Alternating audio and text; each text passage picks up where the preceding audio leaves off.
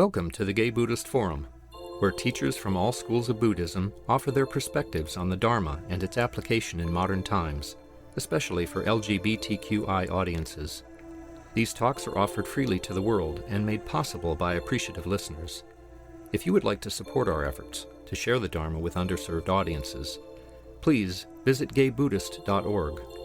There you can donate, find a list of upcoming speakers, or enjoy many hundreds of these recorded talks dating back to 1996.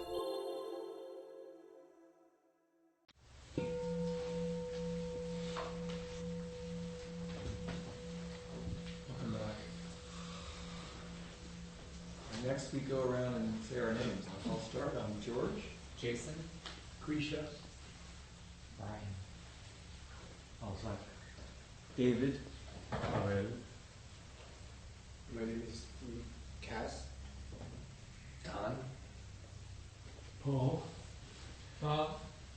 I'm Clint. My name is Jeff. I'm Jerry. I'm Samuel. Tom. I'm Lee. Matthew. I'm Larry. Jack. My name is Stephen. I'm Mike. My name is Ray. Lon. Susan. I'm Brad. My name is Harley. Peter. My name is Joe. Kevin. I'm Jim. Jay.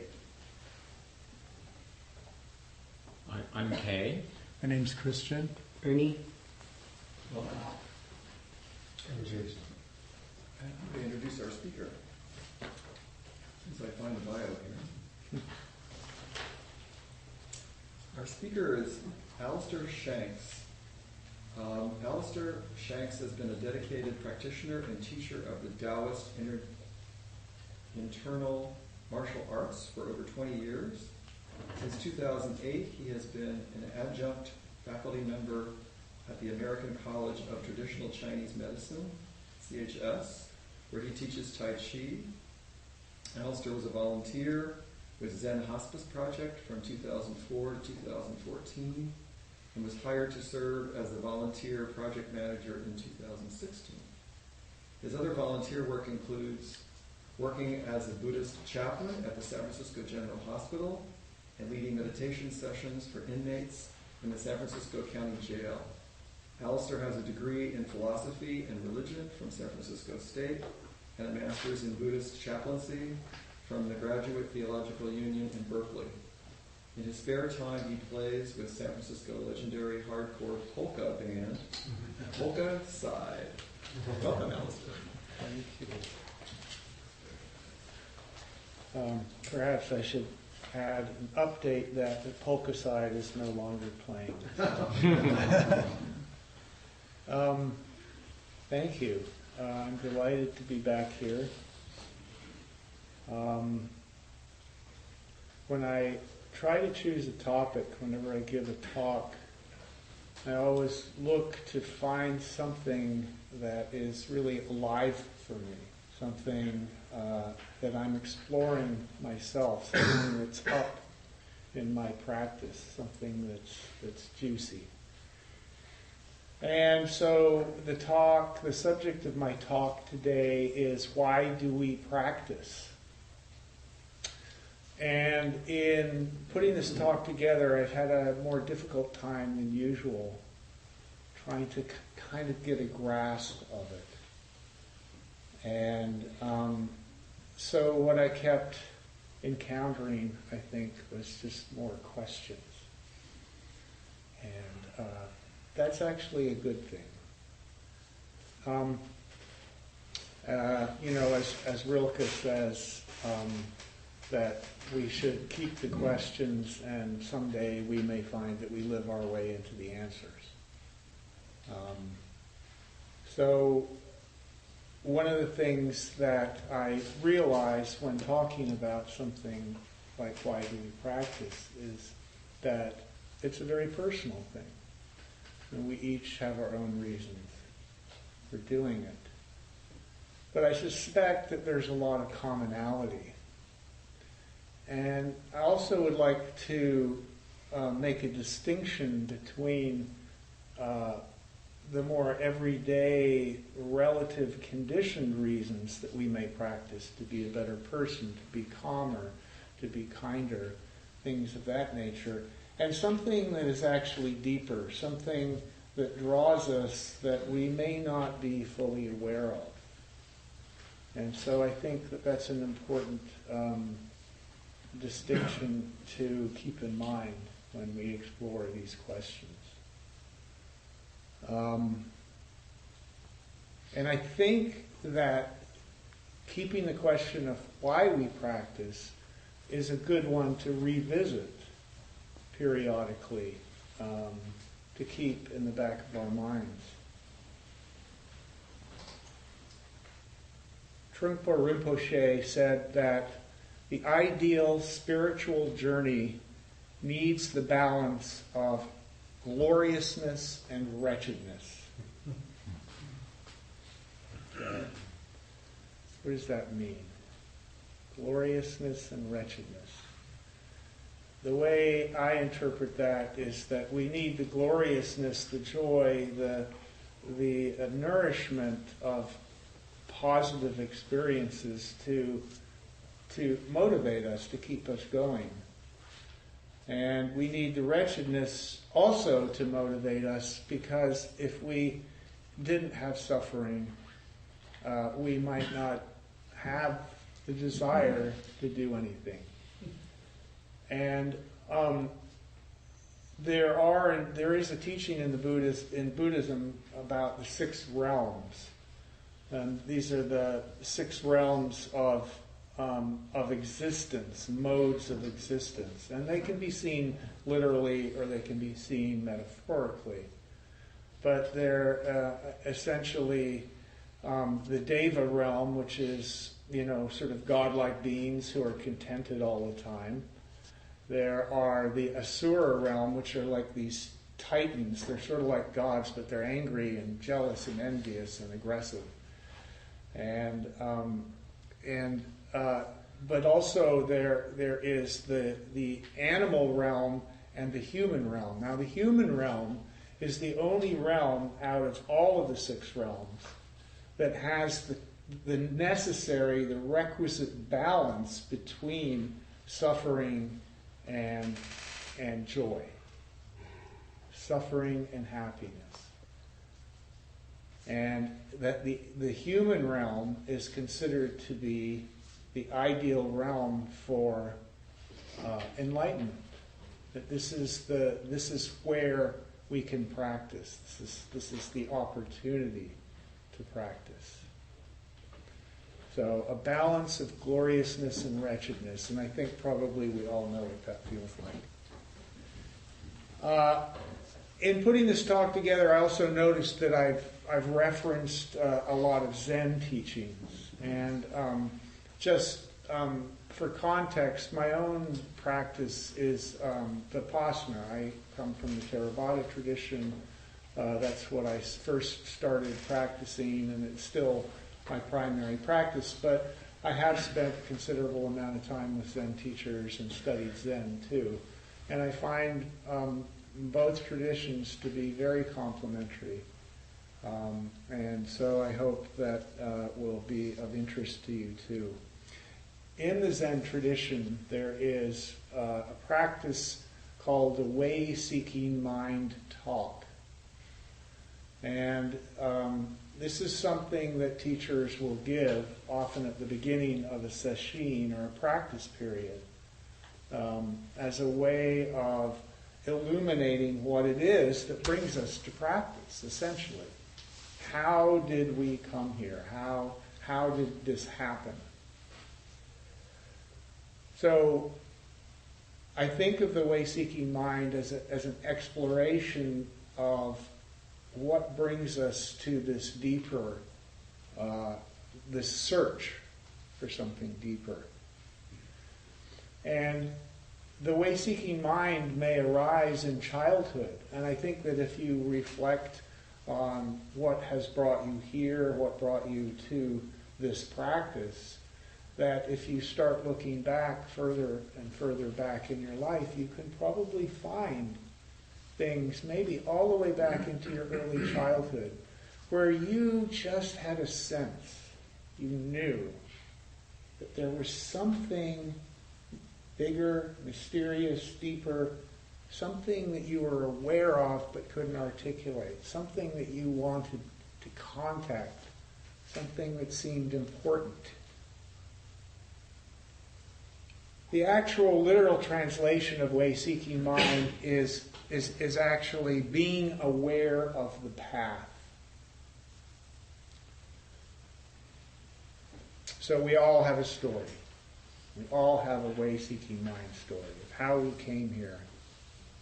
And I would suggest that probably for most of us, that story at some point involves suffering. And it certainly has been true for me. So looking at suffering is a good starting point for our inquiry. And the Vedanta teacher Nisargadatta said that suffering is a call for inquiry. All pain needs investigation. Suffering is a call for inquiry. All pain needs investigation. And I find that to be true. Because if we don't investigate our suffering, then we just stay caught in it. I'm not going to give a way-seeking mind talk, but I am going to talk briefly about how I came to this practice. And I began a regular daily Buddhist practice in 2003 at a point in my life when I had suffered a significant loss. And I was in pain emotionally, psychically. I was disoriented. I was kind of unmoored from all of the things that normally made me feel stable and secure. And my response to these sorts of losses, to these blows that life can deal you, in the past had been to engage in destructive behavior, to drink, to do drugs. And it just so happened that at this point in my life, I knew that those things were not going to work for me anymore. That it was going to make things worse. And so I looked around for something else. Now at this point I had been practicing Daoist practices and meditation, but I didn't have a serious daily meditation practice. And through a friend, I was exposed to Joseph Goldstein's first book. I read that and I began meditating daily, doing the Buddhist meditation, and then going to sitting groups and retreats at Spirit Rock. And for a period of time, I spent a lot of time meditating.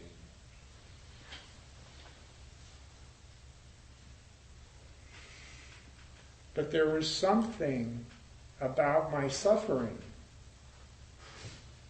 that I knew I had to look at. I knew I had to investigate it. There was a feeling that just as the Buddha did 2,600 years ago, that there was some way to understand my suffering.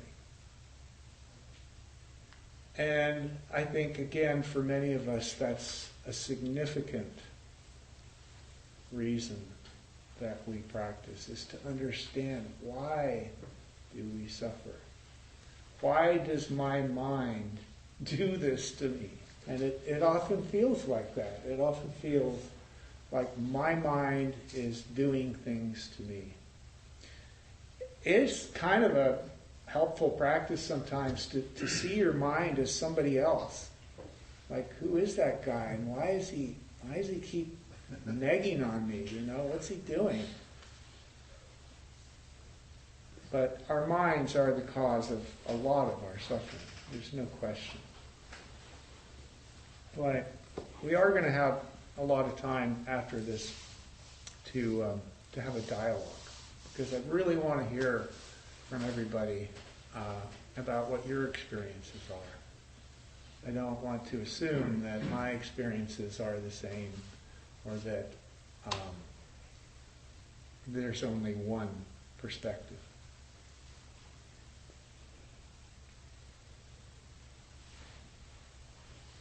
Another Zen concept is the concept of an appropriate response. And this comes from a Zen koan, where a monk went to his teacher, Yun Men, and he said, what is the teaching of an entire lifetime?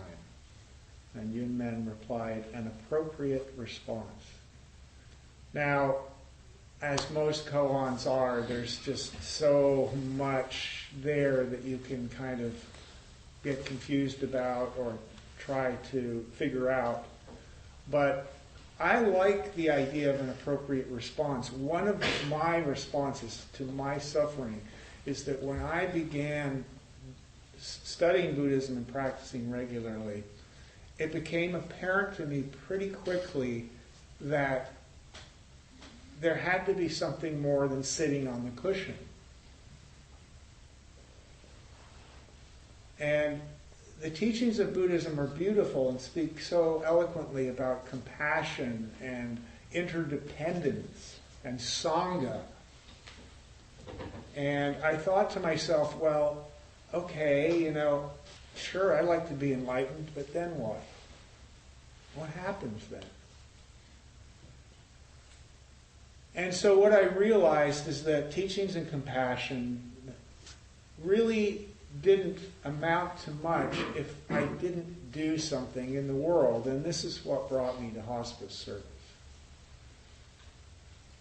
Is I was looking for, how do I apply these teachings in the world?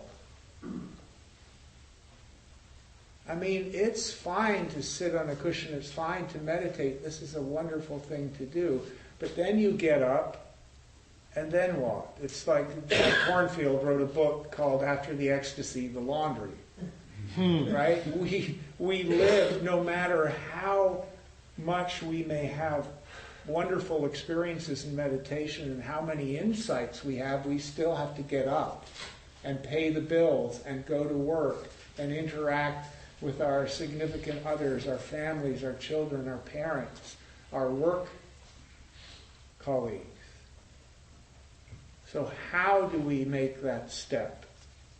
What is that connection? And for me, my appropriate response was to begin doing hospice work.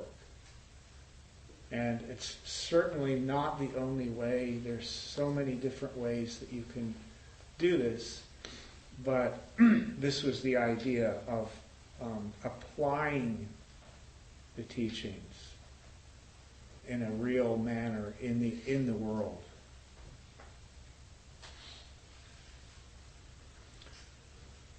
So it's making an appropriate response to the circumstances in our lives.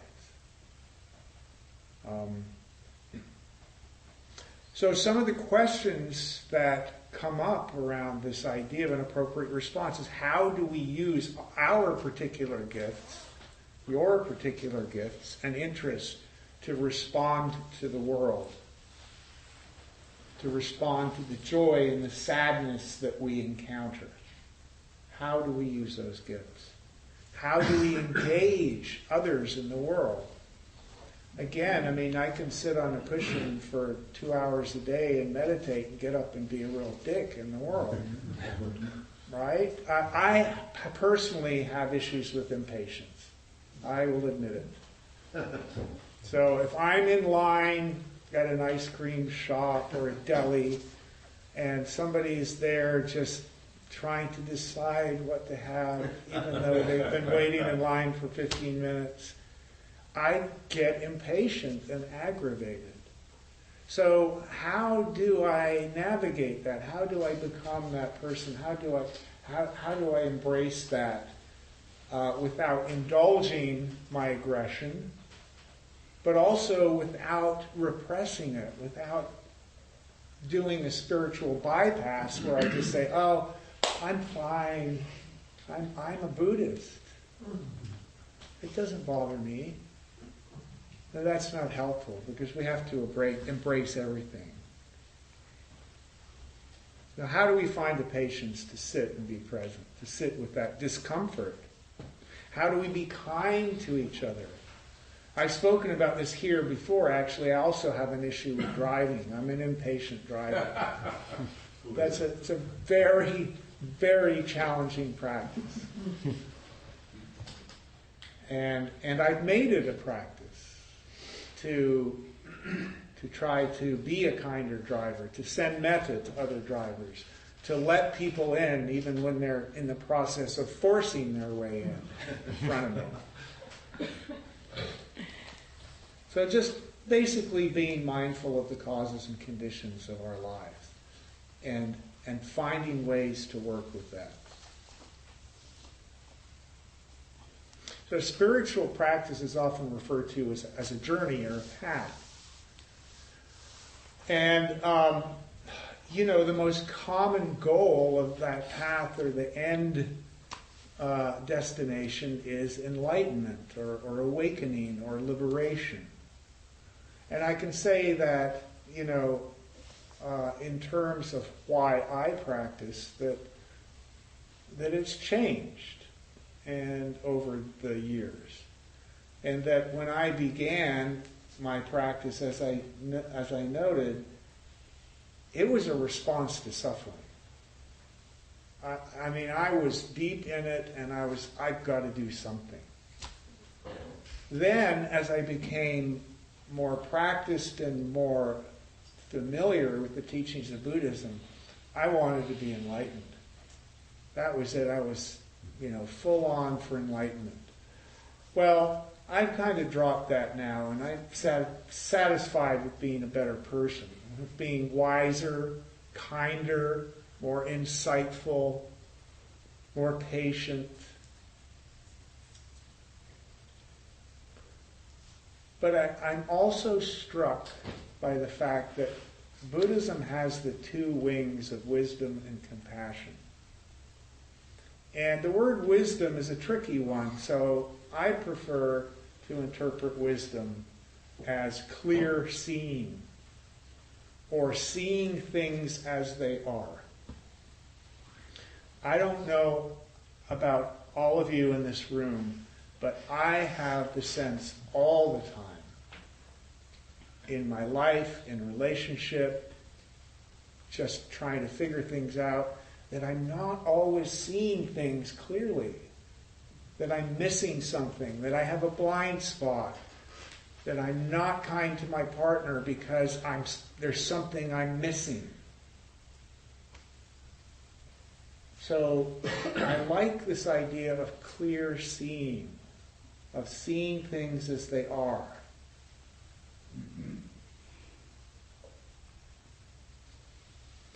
And then, of course, the clear seeing of wisdom has to be balanced with the compassion and the heart.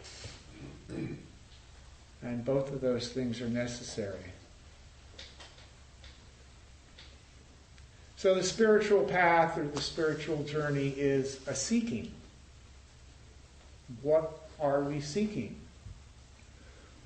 Again, it might just be, for me in the beginning, I was seeking relief from my suffering. That's all I wanted in that moment. Then I wanted enlightenment. That's what I was seeking. But I think that's really important, is to ask ourselves that question. What is it that I really want? What am I seeking?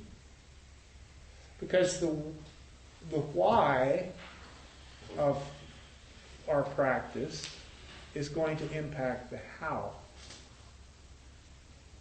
What our goal is going to affect how we go about it, how our practice develops, how it works. You guys are you all familiar with the term peak experience? Yeah.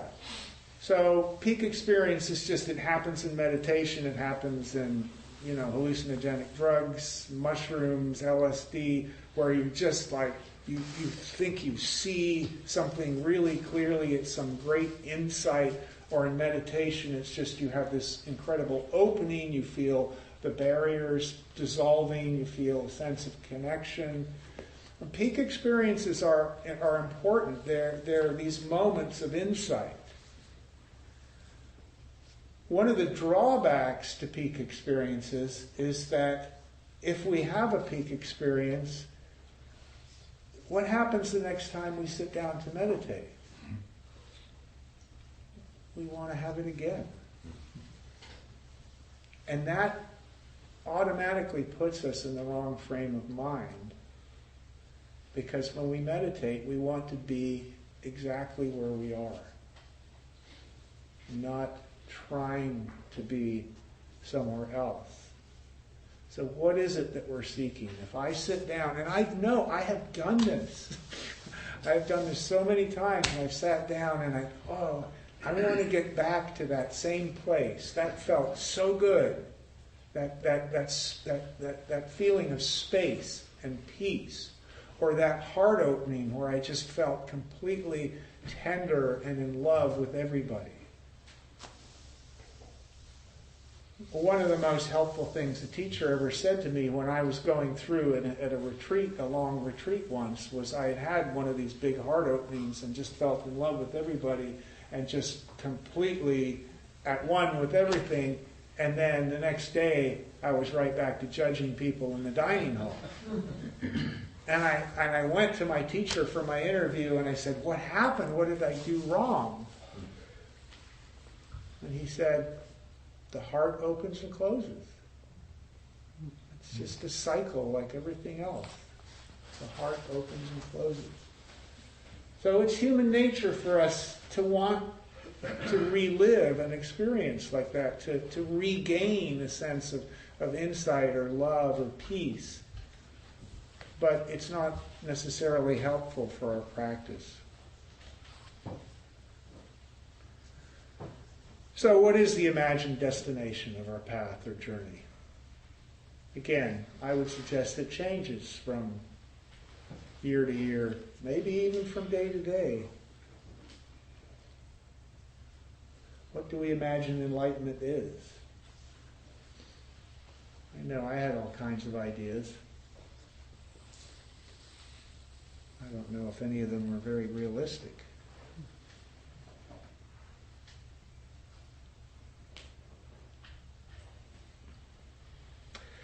If we have expectations about what's going to happen when we meditate, what's going to happen with our practice, how we're going to improve as people, and they're not met, that can lead to frustration and confusion.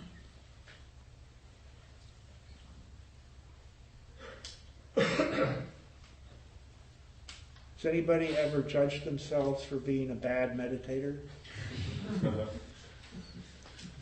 I have. Isn't that terrible? We're doing something so beautiful, so important, something that's expressing a really deep, fundamental impulse and desire in our human nature, and we can find a way to judge ourselves for that. I'm not doing it right. If only my concentration were better. This is where, for me, I start talking about love. We have to love ourselves, we have to love our practice, we have to love our shortcomings, our faults. Doesn't mean we don't seek to change where change is possible. But we have to embrace those flaws, those things that we struggle with.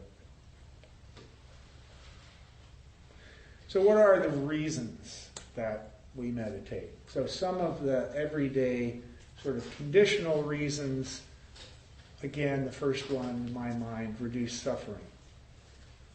To be happier, to be calmer or patient,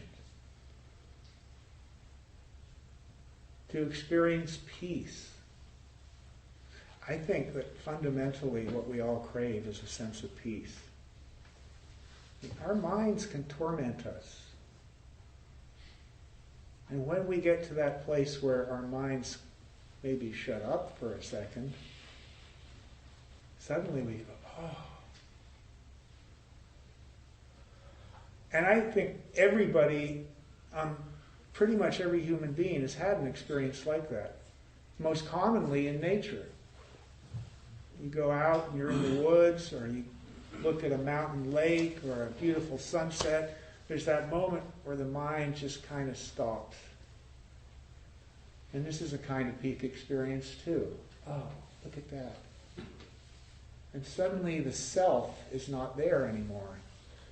Because it's the clinging to the self that makes these things so painful. To be a better person, to grow, understanding, insight, connection, a sense of non-separation. Again, in the Buddhist teachings, the teaching of not self is not that there's not an ego and an individual self that deals with things on a day-to-day level. It's this idea that we falsely separate ourselves from others. That what we call the self is really just something that we do. One of the things I really like about the self or the ego, the I, is teacher Adyashanti talks about it as being a verb. We don't have an ego. We ego. We create ourselves all the time. It's something that we do. It's an action. And I think that's a very helpful way of thinking about it, because when we stop egoing, suddenly things open up.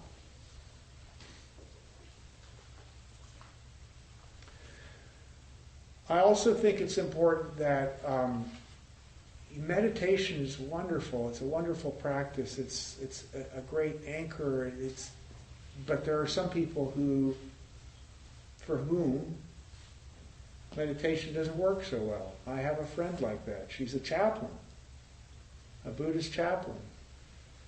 But she has found other ways in her service work, in serving others, to get the same benefit, to have a field of practice that doesn't require sitting in a solitary manner, silently for periods of time. But I also think it's important that the point of meditating is not to become a good meditator. Right? I mean, if you think about it, this is pretty self-evident. We're not meditating to become good meditators. We're meditating to have insight and understanding into our own suffering. Now you could say, well, the only way to do that is to be a good meditator. But I find that that's not really a useful distinction. So I think it's helpful to try to discard the idea of the bad meditator and embrace ourselves and look for an understanding of what's happening. So meditation's not the end. It's just the tool. In the Tibetan tradition, meditation is translated as familiarization. And I love that, because when we sit down, what we're doing is we're becoming familiar with our mind. You know what the first thing that most people say when they try to meditate? Boy, my mind won't shut up. That's the first thing we notice. That's the first step in familiarization. Like, oh, look at that. My mind is just constantly churning out this stuff. And the more we sit, the more we get to see, oh, now look what my mind's doing. Now it's engaging in grasping. Now it's engaging in aversion. Now I keep thinking about the future. I keep thinking about lunch. Now I keep thinking about the past. I like this quote. Suzuki Roshi says, "You are perfect just the way you are, and you could use a little improvement." It's beautiful. And Norman Fisher, who's a Zen priest who also has been involved with the Zen Hospice Project for a number of years, for many, many years actually. He was instrumental in helping start Zen Hospice. He says, Zen is less about solitary visionary experience than the saving possibility of human relationship. Enlightenment is the fruit not of isolation, but connection. Zen is the practice of compassionate and warm-hearted relationship.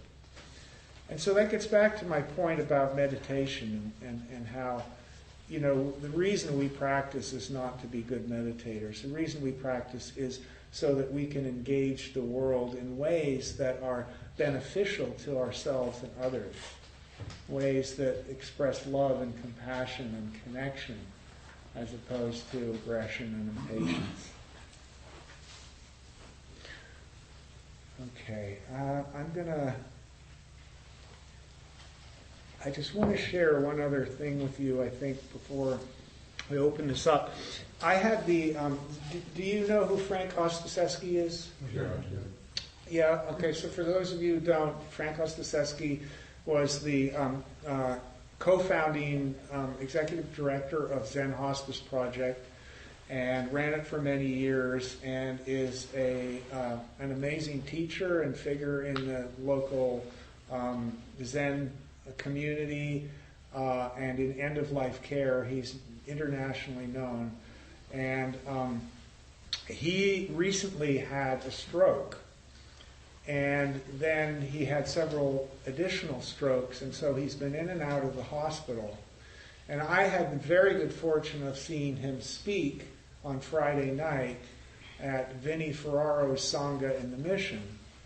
And I had not seen him since July when he came to speak for our volunteer community. And I had been following online his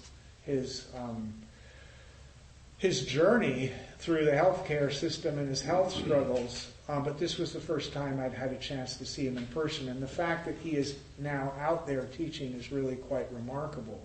But one of the impacts of his stroke has been that certain parts of his brain were affected to where he just had lost a lot of the filters.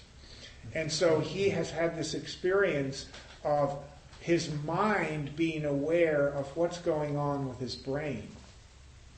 And the impact of his filters being eliminated or dropped is that he's completely raw and open and in touch with his heart and with the love and connection that he feels with the world and the people around him.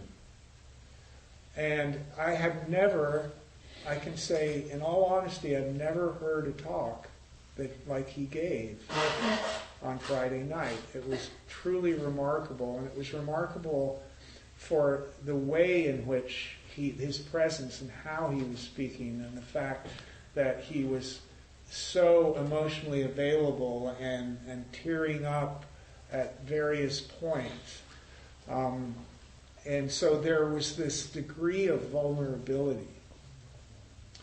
And vulnerability is one of those things that I emphasize with our volunteers at Zen Hospice. It's an incredibly important attribute to cultivate. Because when you go to the bedside of someone who's terminally ill or dying, you cannot go with this kind of professional warmth. You can't go with skill. You can't go with defenses. You have to open yourself up and make yourself available and vulnerable to that person, because that's the place that you can meet them. And so to witness Frank in this state was really, really very powerful. And there's a word that I like that for me always connects with the term vulnerability, and that's permeability. Is that we spend so much of our lives being impermeable. And that's completely understandable. When we step outside this door and we're in the mission, we put our armor on. You know, that we all do that. We sort of have to in a way.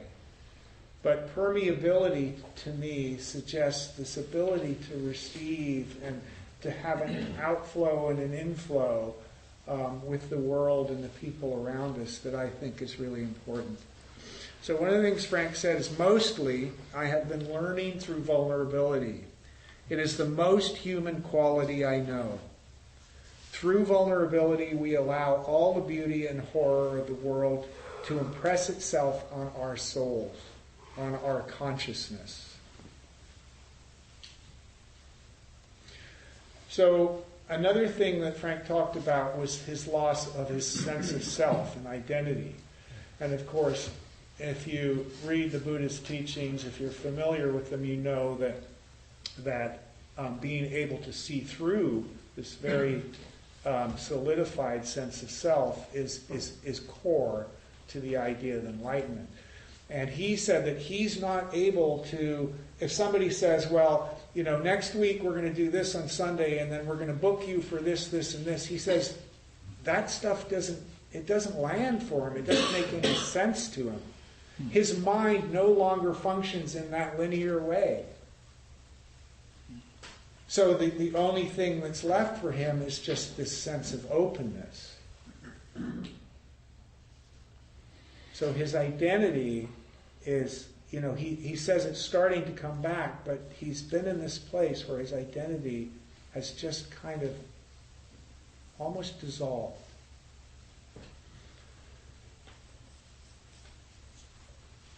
He also talked about, he used the term background, is to pay attention to what's going on in the background.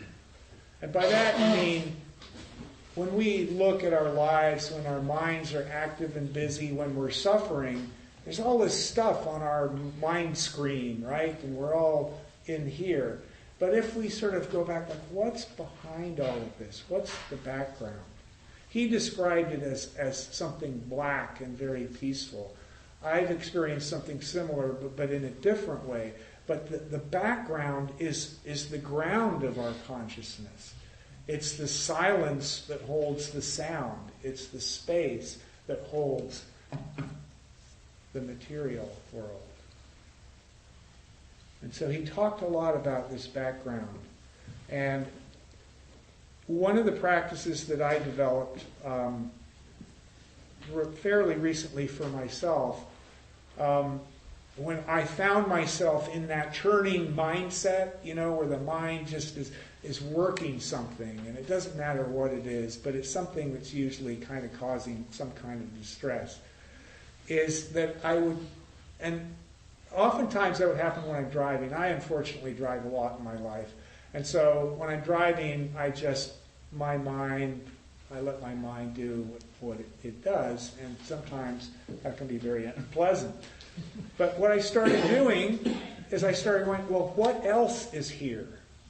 Because I'm creating this suffering for myself. And sometimes I would just say to myself, wait a minute, nothing's wrong. In this moment, I'm comfortable, I'm safe, I'm driving, I'm not hungry, I'm not suffering any kind of physical deprivations. Like everything's okay right now. So what else is here? And suddenly, from being like this, blinders, I look out and I see, oh my God, it's a really beautiful day. Look at the sun, look at the trees. Look at this spaciousness. So what else is here? And there always is something else. No matter how much we may be preoccupied, caught up in something difficult, a problem, a relationship, reliving an argument, a worry, anxiety about the future, that there's always something else in the present moment that is there that allows us to open up to it. So another thing Frank said, he said, to me, practice that doesn't include love is being done for the wrong reasons. Practice that doesn't include love. So we don't have a whole lot of time left, but I am going to stop there. And I want to open it up to any questions or comments that people might have. I would love to hear what your experience is with your practice, why you practice, what you've noticed, what comes up for you around these questions. Jeff, please. Thank you for a wonderful talk. You made a lot of points I could relate to, and I really appreciate you being so permeable with your history. I share a similar history of self-destructive behavior.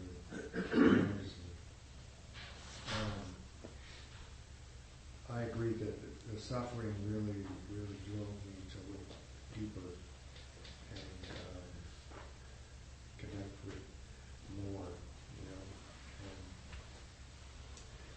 And at this point in my practice, I find it still seems like ironical that I keep having to turning back toward what my suffering is, even the slightest amount of dis-ease, like that's where it's happening. Mm-hmm. But at the same time, if I listen quietly, that there's this other place at the same time, and we can coexist, And I love what you said about fields of practice, like domains, Mm-hmm. You expand on domains, it's like a more practice. Thank you. I love the idea of coexistence. Yeah, these things do. They coexist simultaneously. And sometimes it can be extraordinarily hard to see that. I would like to just pose a question. How many people here came to this practice from a place of suffering? Wow, just about, most of you. Yeah. That seems appropriate in light of the fact that the Buddha, that's basically what he taught, the Four Noble Truths, suffering and the end of suffering, right? That was his core practice. That was his first sermon in Deer Park. First Dharma talk. Yes. Thank you. While you were talking, I kept coming up with summaries of what I wanted to take from your talk. And that kept changing as you kept talking. The final one, and I hope this isn't a version of any of your intent, was that whenever I become aware of the present moment, to step back, let it go, and allow myself to be prepared for the next moment. I can just keep going. I think that's fine, except for the fact that be prepared for the next moment, because that's not being... Allow myself to be Oh, I see, Allow yes. myself to be prepared. Yes. Well, that sounds lovely. I hope I can do it. That's why they call it practice.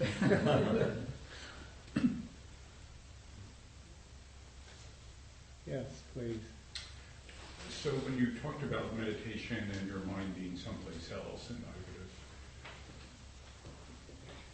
would have, and I still would describe myself as a poor meditator, an effective meditator. But recently, from the work of John Kabat-Zinn, I've come to a somewhat different perspective, though it doesn't change that. And it's about the mind being elsewhere. So if my mind is elsewhere, if I'm thinking about lunch now, and I'm aware of thinking about lunch, then my mind is no longer elsewhere. That is what is happening now. So I think that's the contradiction or paradox of it. it's kind of a different perspective, and so the issue of meditation, which is generally focused on concentration, I think is a training rather than the end point. Mm-hmm. It is very much a training, and you know, one of the ways to think about what we do when we meditate, whether we're focusing on the breath, or whether we're focusing on the body, or whether we're doing a metta practice, or whatever it is it's this process of forgetting and remembering.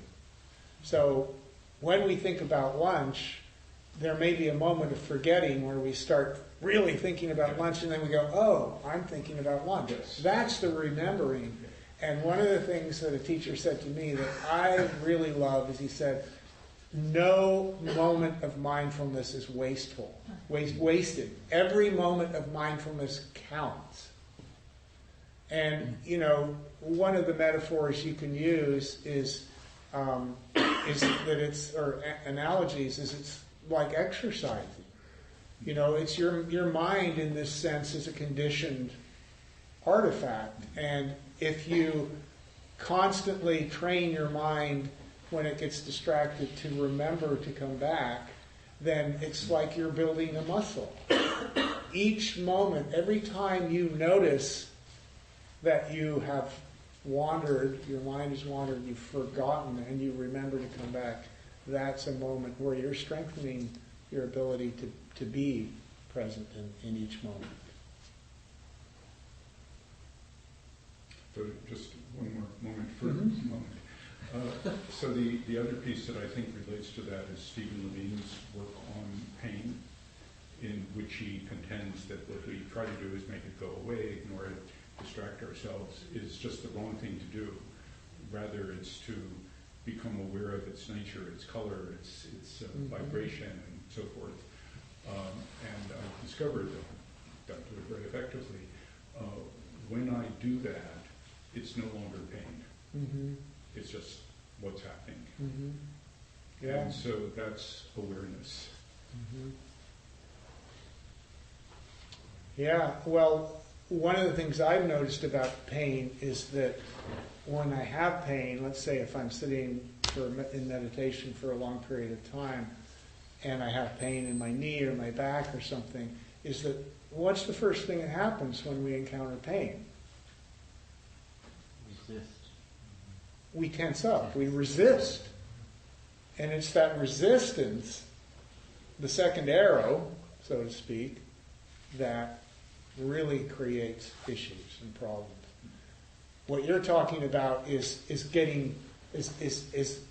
not getting to the second arrow and just going into the pain. And what we discover, what I've discovered, is that what feels like, you know, a constant pain turns out to be something intermittent. It comes and goes, it comes and goes. And then, it moves a little bit, and then it changes nature, and it tingles, and it gets sharp, and then it gets dull, and, you know, lots of little nuances to the quality of the pain. Yeah. Okay, we've got maybe one more minute. If there's anything else someone would like to share?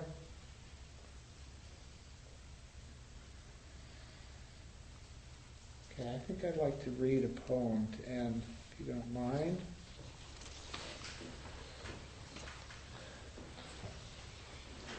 This is called Waiting in Line. When you listen, you reach into dark corners and out your wonders. When you listen, your ideas come in and out like they were waiting in line. Your ears don't always listen. It can be your brain, your fingers, your toes. You can listen anywhere. Your mind might not want to go. If you can listen, you can find answers to questions you didn't know. If you have listened, truly listened, you don't find yourself alone. And that's by a 5th grader named Nick Penna. Oh, cute. All right, thank you so much. Thank you. Any announcements? Yeah. Later today, you'll be getting an email announcing a survey that we've created on the board that we'd love to hear from you guys. You'll click on the link and it'll take you to this Google Forms survey, and it'll be great for us to get the feedback and check in with the group hunt. Please fill it out. Who's sponsoring the survey? Pardon? Who's sponsoring the survey? The board. Oh, would you get? We're for us. Yes. Okay, gotcha. It's on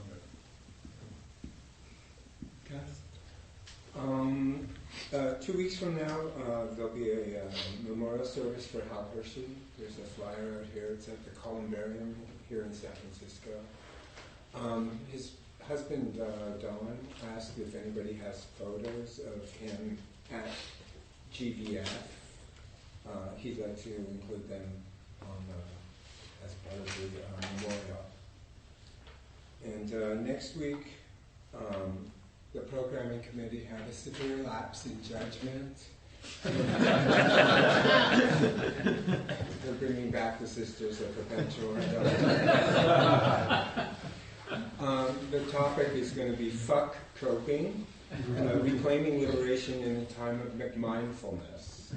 And so there's a flyer about the talk with some reading material that might help promote a vigorous discussion. So, Penetrating discussion. a penetrating discussion. Thank you, guys. David? Book group is meeting next week, usually the first Sunday of the month. We're reading There by Tommy Orange right now, and we're doing it over the course of 2 months. You can reasonably read half the book in a week. It's a really good read. So if you're interested, talk. Read, though. Sorry? It's an intense read. Right? It's intense, but it's not the time dense to, like, it's not hard to get through a page. That's what I'm saying. It's not academic, like past months. But if you're interested, talk to me. If you put your email on the list and hope you'll hear within a couple days, you may not, because we're meeting next week, so it's better to talk to me directly if you want to know more about it. But it's 1 to 3 next week, and we're reading. So people might be interested that I just noticed that Spirit Rock has a LGBTQ, etc. retreat in early December. And unlike most of their other retreats this year, it's not full. So if people are interested, you can look at the Spirit Rock website. Now that we're in the month of November, we can start thinking about Thanksgiving, and there will be another GBF Thanksgiving Day potluck, and there are some flyers out there. So if you're interested, please take one and please join us. I just want to briefly give a lot of credit to Kay for every year having these Thanksgiving gatherings. A lot of us don't have families in the immediate area, so it's a real nice way to celebrate the day.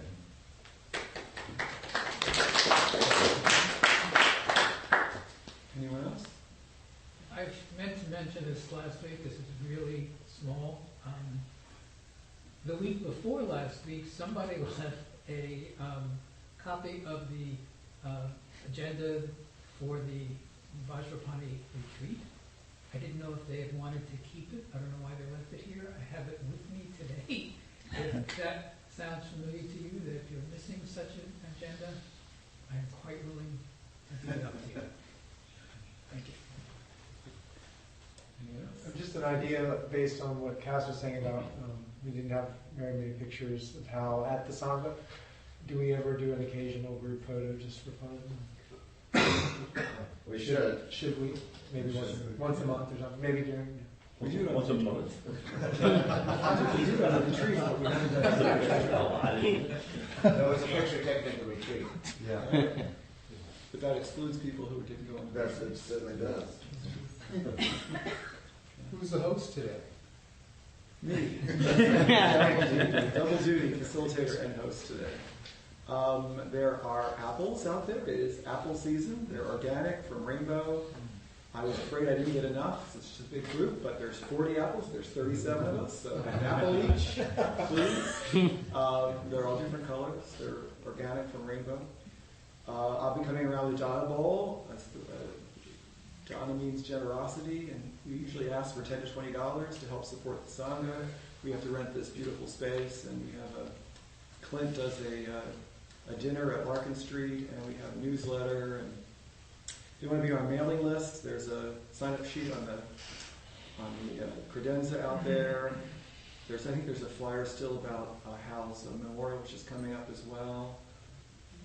Sometimes people meet at the door at 12:30 for lunch. You can do that. Anything else I forgot?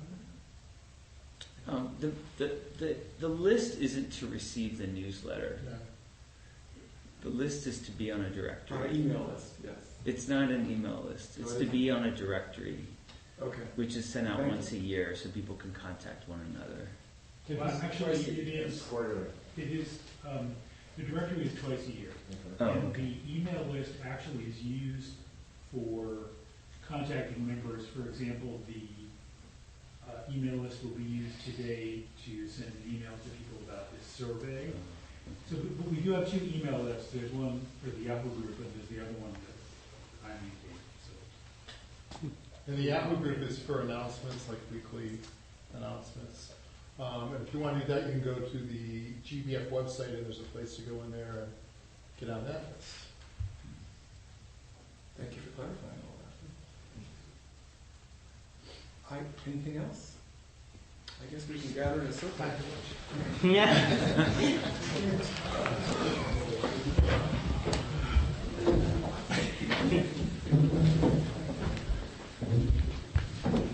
Bernie.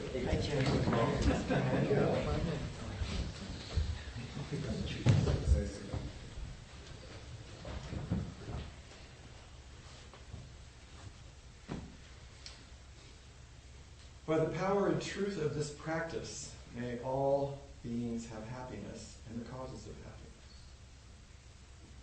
May all be free from sorrow and the causes of sorrow. May all never be separated from the sacred happiness, which is without sorrow.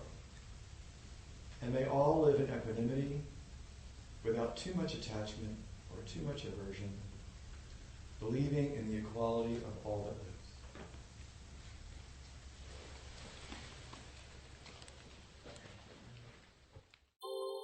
Thank you for listening to the Gay Buddhist Forum. If you would like to hear several new talks per month and be notified of upcoming speakers so you can participate live, please subscribe to this podcast, like us on Facebook, and join our mailing list by visiting gaybuddhist.org.